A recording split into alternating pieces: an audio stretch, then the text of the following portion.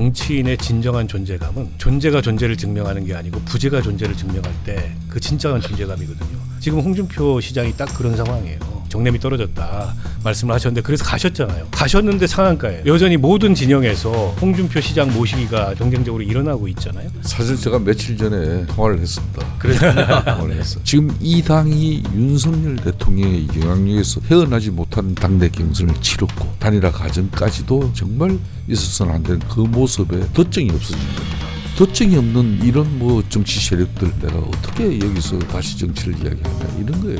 국민의힘에서 홍준표 시장 마음을 돌리려면 사과해야 됩니다. 경선 과정에서의 그런 잘못에 대해서 그리고 거듭나겠다 이렇게 약속하고 김문수 후보가 그렇게 이제 홍준표 시장의 마음을 달래지 않으면 저분이 돌아설 이유가 없죠. 저분 탈당까지 하셨잖아요. 네. 정말 사과해야 돼요. 그리고 나서 이런 모습은 다시는 이제 일어나지 않겠다고 약속을 해야 됩니다.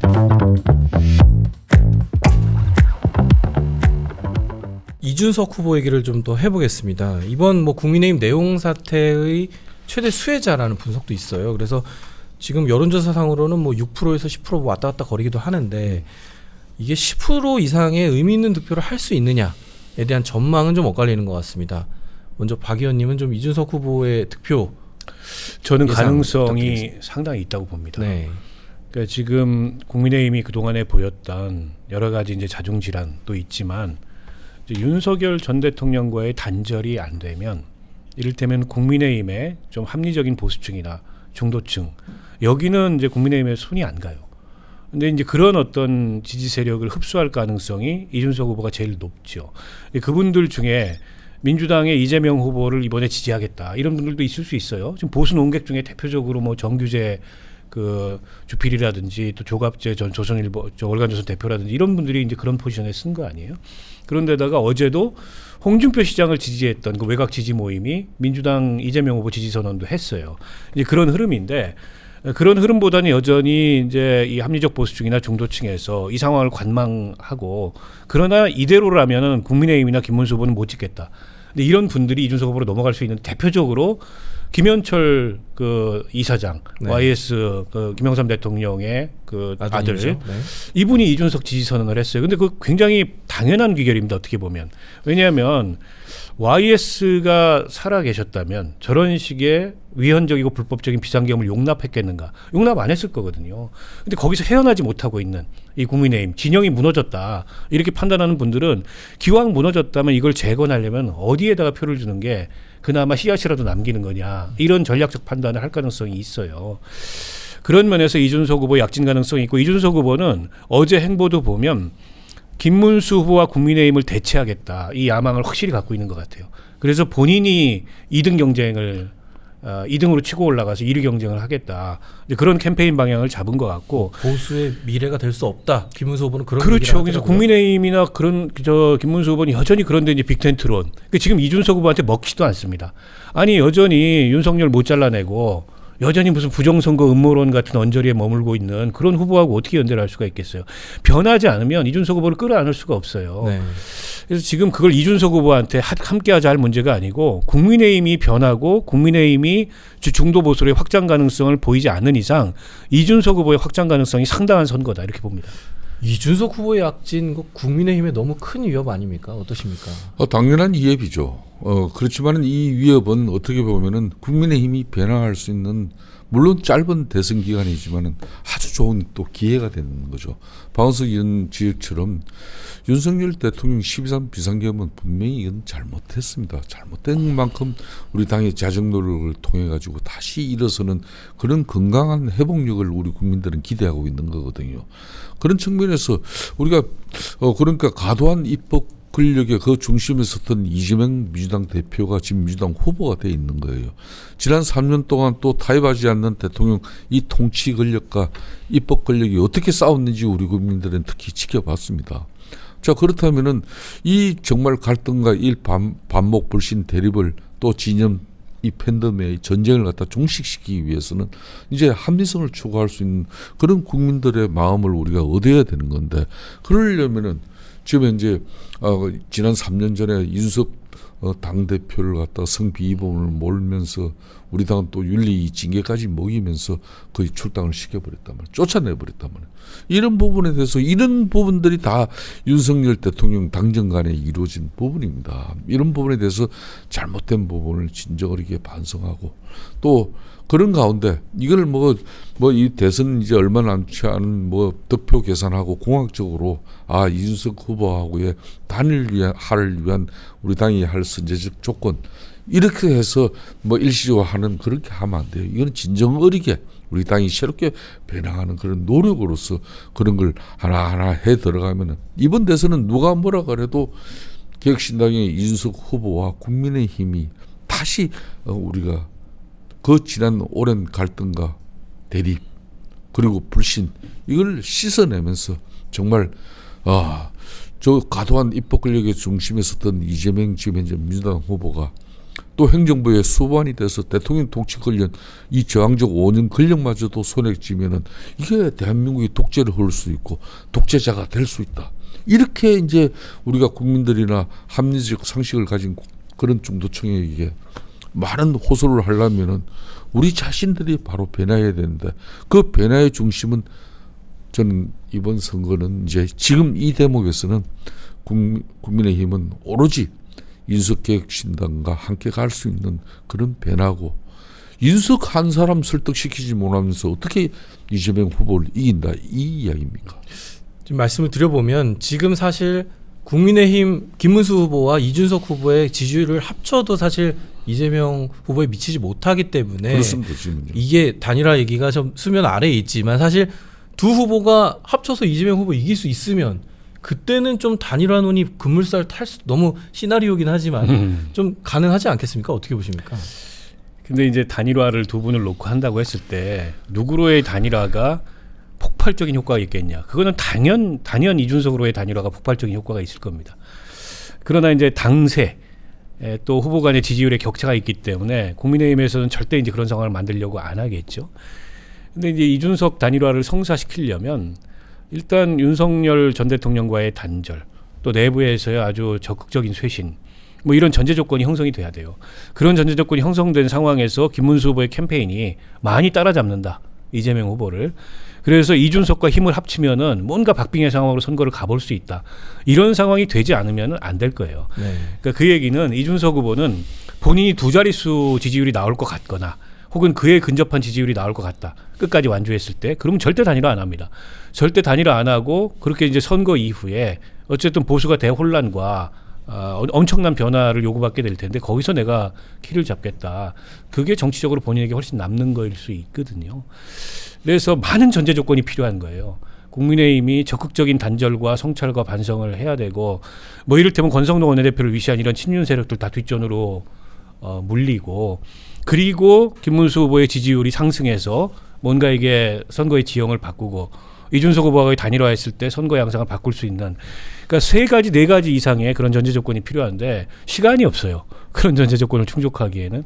그래서 저는 지금으로 봤을 때는 그냥 이대로 3자 구도로 끝까지 완주할 가능성이 높고 이준석 후보로서는 10%가 넘으면 좋겠지만 설사 못 넘더라도 한 뭐 7, 8% 이상 존재 가치를 증명하면 성공한 선거일 수 있기 때문에 그렇게 쉽사리 단일화에 응하지 않을 거다 이렇게 봅니다. 네, 이제 민주당 얘기로 좀 넘어가야 될 시간이 됐습니다. 네, 민주당 이재명 후보 각종 여론조사에서 사실 오차범위 이상으로 앞서고 있는데 민주당 내부에서는 역대 대선 최다 득표를 기록했던 박근혜 전 대통령의 51.5%를 넘어서 58%까지 득표할 수 있다. 뭐 이런 전략들도 나오고 있는 것 같습니다. 여기에 대해서 김성태 의원님 어떻게 평가하십니까? 그게 요 근래 제가 이제 이재명 민주당 후보를 좀 뭐 이렇게 때로는 시간 나면은 좀 주의 깊게 이렇게 관찰을 했었어요. 네. 그렇게 이분이 이제 성남시장 경기지사 이제 민주당 대표가 되고 그리고 이제 후보가 되는 이 과정 한 10년을 이렇게 되돌아보면은 상당히 뽀족한 사람이에요. 네.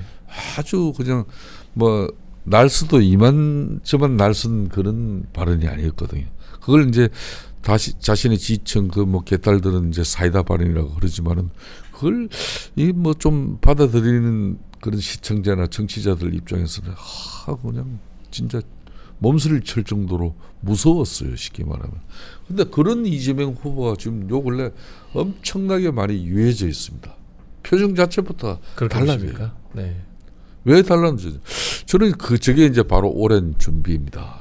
지난 특히 3월 같은 경우는 윤석열 대통령이 이 탄핵 정국인데 그때 이재명 후보는 가장 그러면 윤석열 대통령이 이 탄핵 정국에서 가장 큰 정치적 수혜자인데 그럼 당연히 지지율이 이렇게 쭉 상승해야 되는데 박스권에 30% 중반대에 갇혀 있었단 말이에요. 그 대려 그 자체가 이제 위기가 된 겁니다. 보수가 조기에 결집이 이루어지고 이렇게 하니까. 근데 그 위기를 어떻게 극복했습니까? 이분이 민주당의 인정 가치 철학을 뛰어넘은 중도 보수로까지 스펙트럼을 넓혀가는 그 시작을 했단 말이에요. 그 당내 엄청난 반발과 논쟁도 있었지만은 그 이슈의 중심에 올라타고 그걸 돌파를 해버렸어요. 그리고 심지어 뭐 보수 진영의 가장 뭐 핵심 정책 아젠다가 될 수 있는 그런 뭐 상속세 이런 부분도 자신이 직접 들고 나오고 그렇게 해서 결론은 우리 국민들에게 상당히 통합의 이미지와 안정적인 이미지를 만들어내는데 일정 부분 성공을 한 거거든요.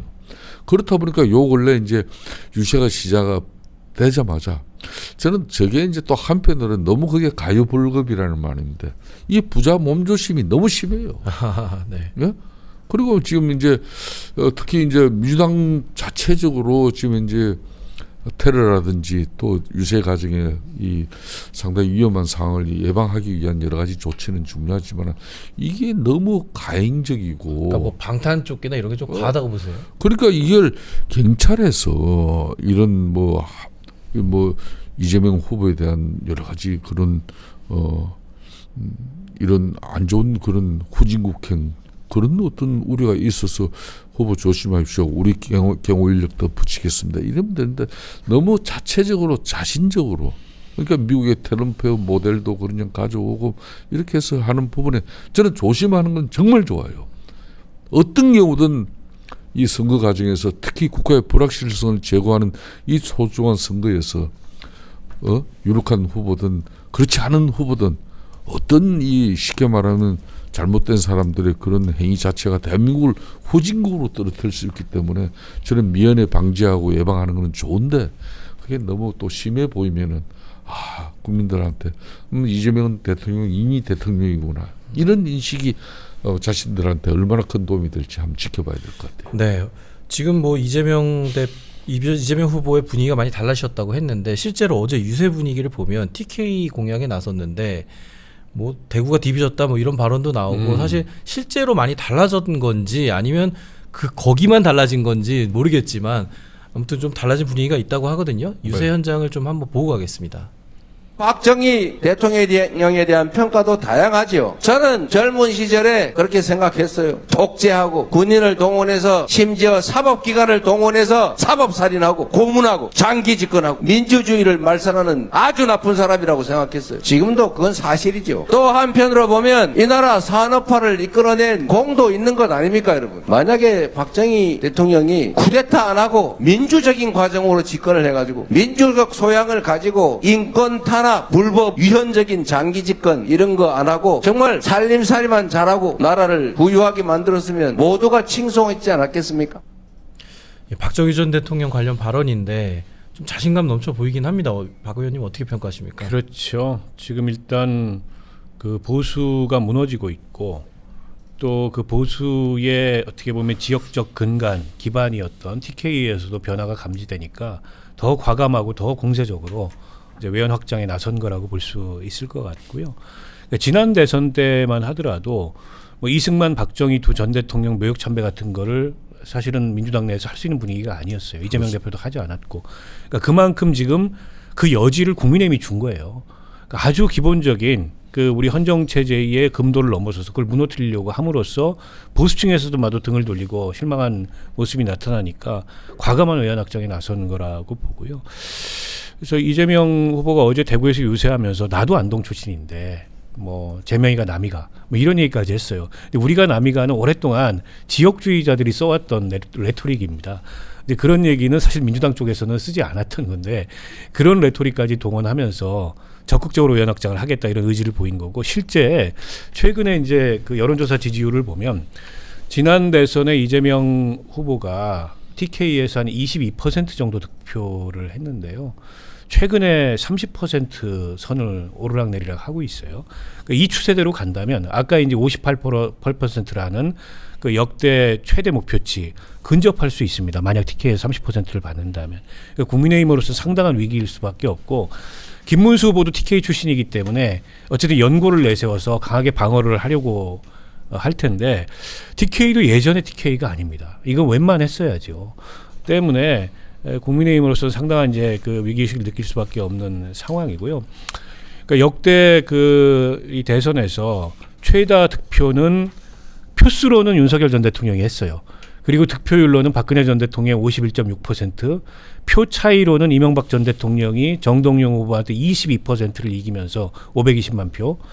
그 모두가 다 갱신될 수 있다 이번에. 네. 그러니까 지금 그럴 만큼 이제 국민의힘이 선거가 안 되고 선거가 정상적이지 않다. 그 반면에 이재명 후보와 민주당은 굉장히 공격적으로 이 무게 중심을 오른쪽으로 옮기면서 합리적인 보수층까지 흡수하겠다. 이런 목표를 가지고 선거를 하고 있다. 이렇게 볼 수 있을 것 같습니다. 네, 시간이 많이 지났는데 요거 하나만 좀 마지막으로 좀 여쭤보겠습니다. 이게 김성태 의원님 저번에 나오셔서 그 홍준표 전 후보가 탈당한 부분에 대해서 뭐 보수 진영의 정례미가 떨어진 거다 이렇게 말씀해 주셔서 사실은 굉장히 온라인에서 화제가 많이 됐거든요. 근데 오늘 그 홍준표 후보 전 후보죠가 어떤 커뮤니티에 가서 뭐 비열한 집단에 다시 오라고 정례미 떨어져서 근처에 가기 싫다 뭐 이렇게 올리셨다고요. 그래서 김 의원님이랑 거의 똑같은 말씀을 하셔서 좀 여기 이런 홍준표 후보의 행보는 좀 어떻게 보시나요? 사실 제가 며칠 전에 예. 통화를 했습니다. 그랬습니다. 통화를 했어요. 본인도 이 정lem이 떨어졌다는 표현에 대해서 상당히 뭐 SNS나 이런 언론을 상당히 중시하시는 분이기 때문에 지난번 제가 그 방송에서 정lem이 떨어졌다는 그 내용이 저희 방송에서 하셨습니다. 바로 여기 있었습니다. 네. 제가 정확하게 짚은 거죠. 그렇죠. 그 이상 표현 뭐 없을 겁니다 아마. 지금도 그런 측면에서 지금 현재 김문수 후보 입장에서는 개인적으로는 인간적으로는 김문수 후보와 홍준표 후보 간의 그 인간적 신뢰는 대단합니다. 같이 정치에 입문도 했을 뿐더러 지난 2017년 서울시장 선거를 갖다가 했을 당시에 당시 김문수 후보 같은 경우는 대구에 가서 택시 운전대 잡고 대구에서 정치 기반을 만들려고 했는데 그때 이제 서울시장 후보로 차출할 정도로까지 두 사람의 신뢰는 있는 거거든요. 개인적으로 인간적으로는 김문수 후보를 분명히 도와주고 싶었지만 네. 지금 이 당이 윤석열 대통령의 영향력에서 헤어나지 못한 지난 당내 경선을 치렀고 또 마지막 후보 교체 단일화 과정까지도 이 정말 있어서는 안 되는 그 모습에 이제 덧정이 없어진 겁니다. 이 덧정이 없는 이런 뭐 정치 세력들 쉽게 말하면 집단에 내가 어떻게 여기서 내가 다시 정치를 이야기하냐 이런 거예요. 그런 측면에서 본인은 제가 볼 때는 저하고 통화에서는 뭐 이 좀 6월 3일 대선 이전에 들어오는 건 아니었어요. 일정은 대선 이후였습니다. 분명히. 근데 정계 은퇴를 하셨는데 은퇴 안 하실 것 같은 느낌이 좀 있습니다. 그거는 또 우리 국민들의 액면 그대로 들으면 안 되는 겁니다. 아 그렇군요. 돌아올 가능성이 있다. 뭐 하늘 아래 숨쉬고 있는 이 생물이 예? 평생을 갖다 그걸 업으로 사는 사람인데 지구 어디들 간들 자신의 그 표현의 자유를 어떻게 누가 구속할 수 있습니까? 그러니까 저는 그런 생각이 들더라고요. 그러니까 정치인의 진정한 존재감은 존재가 존재를 증명하는 게 아니고 부재가 존재를 증명할 때 그 진정한 존재감이거든요. 지금 홍준표 시장이 딱 그런 상황이에요. 그러니까 저분이 이제 한마디로 아까 이제 정lem이 떨어졌다 말씀을 하셨는데 그래서 가셨잖아요.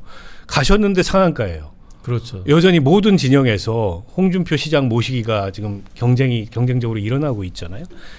그러니까 국민의힘에서 홍준표 시장 마음을 돌리려면 사과해야 됩니다. 그래. 경선 과정에서의 그런 잘못에 대해서 그리고 거듭나겠다 이렇게 약속하고 무엇보다 김문수 후보가 그렇게 이제 홍준표 시장의 마음을 달래지 않으면 저분이 돌아설 이유가 없죠. 저분 탈당까지 하셨잖아요. 네. 이제는 이제 자유인인데 아니 이준석 후보도 도와달라 그러고 이재명 후보도 뭐 막걸리 돌아오면 한잔 막걸리 하자고. 한잔 하자고 극진히 모시겠다 그러고 이 상황에서 본인이 몸값이 오르고 있는데 굳이 오랫동안 이제 국민의힘이란 정당에 몸을 담긴 했지만 이 마당에 자연스럽게 국민의힘에 손을 들어줄 거다. 그건 제가 보기에는 아직도 국민의힘 내부의 일부 세력이 상황을 너무 안이하게 보는 거다. 정말 사과해야 돼요. 그리고 나서 이런 모습은 다시는 이제 일어나지 않겠다고 약속을 해야 됩니다. 그래서 제가 우리 당이 자정 노력을 해야 된다는 거예요.